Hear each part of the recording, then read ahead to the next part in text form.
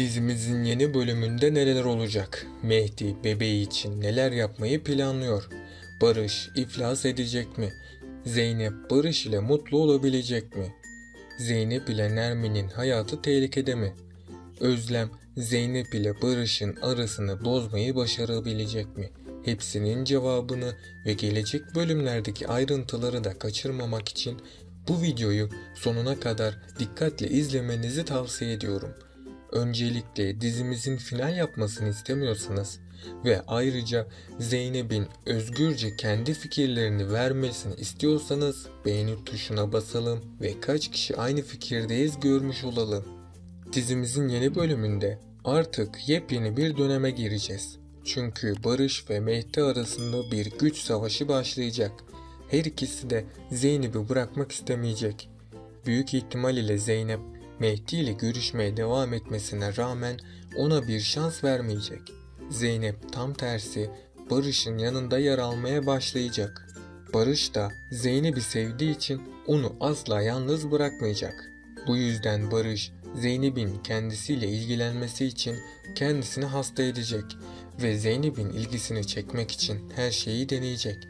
Ama Zeynep'in bu davranışları bu şekilde devam ederse Barış'ı kaybedecek. Çünkü Barış bu ilişki için çok çaba sarf etti ama Zeynep her defasında kendisini Barış'tan uzak tuttu. Barış ve Zeynep bu sorunu çözerse hayatlarına yeni bir başlangıç yapacak. Bunun sonucunda da Zeynep ve Barış evlenebilecek. Ayrıca Zeynep hissettiği suçluluk duygusunu azaltamazsa bu onun sonu olacak. Çünkü Zeynep her defasında Sakine'nin gözyaşlarına inanıyor. Ama sonrasında Zeynep yaptığı hatanın farkına varacak ve Sakine'nin kendisini üzgün göstermesini umursamayacak. Böylece Zeynep Nermin Hanım'ı tercih edecek ve Nermin Hanım ile Zeynep hayatlarına devam edecek. Peki sizce Özlem Barış ile Zeynep'i ayırmayı başarabilecek mi? Düşüncelerinizi yorumlar kısmında bekliyorum. Artık Mehdi hiç kimseye iyi davranmayacak. Özellikle Mehdi Barış'a karşı büyük bir savaş başlatacak. Artık Mehdi Barış kadar güç sahibi olduğu için onu Zeynep'ten uzaklaştırmak isteyecek. Ve her zaman Mehdi Barış'ın işlerinin önündeki en büyük engellerden birisi olacak. Büyük ihtimal ile Barış Zeynep ile aşk hayatı yaşamaya başlayacak. Zeynep de Barış'ın kendisiyle evleneceğini düşünüp ümit edecek. Daha sonrasında Zeynep Barış ile ilişkiye girecek. Ama bu birliktelik ikisinin de sonunun gelmesine sebep olacak. Çünkü Barış Zeynep'i daha sonrasında aldatacak. Savaş Zeynep'i bu konuda uyaracak olsa da kimse onu dinlemeyecek. Bu da Zeynep'in işlemiş olduğu en büyük hatalardan birisi olacak. Bu da Zeynep'te büyük bir travmanın yaşanmasına sebebiyet verecek. Barış da Zeynep'i kandırdığı için iflasa doğru sürüklenecek. Zeynep aldatıldığı için yeniden Mehdi'ye dönecek. Yani Zeynep ve Mehdi yakında tekrardan birlikte olacak. Özlem ise kardeşlerini Zeynep ve ailesinden uzak tutamayacağını anlayınca yeni planlarını uygulamaya koymaya başlayacak.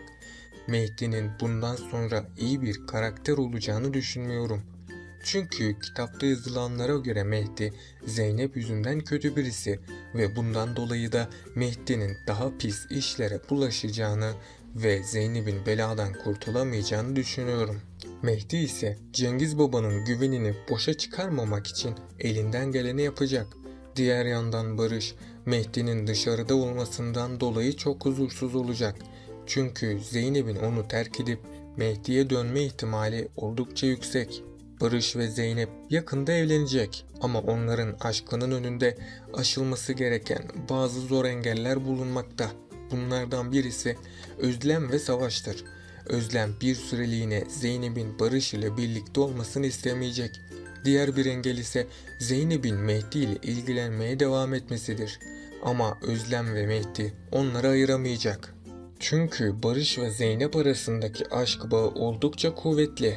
Ama Zeynep Mehdi'yi düşünmeye devam ederse Barış bu durumu kabullenemeyecek ve Zeynep ile olan tüm ilişkisini sonsuza kadar sonlandıracak.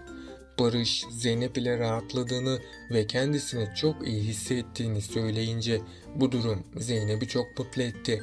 Barış ve Zeynep Mehdi'den gelecek tehlikelerden korksalar da aşklarını yaşamaya başlayacaklar. Onları ayırmak isteyenlere rağmen Zeynep de Barış da çok mutlu. Barış, Mehdi'nin Zeynep için halen bir tehdit olduğunu düşünüp onun için endişelenmeye devam edecek. Mehdi ise Zeynep'i dilinden veya kalbinden söküp atamıyor. Zeynep, Mehdi'ye kendinden uzak durmasını ve bu duruma artık bir son vermesi gerektiğini de söyleyecek.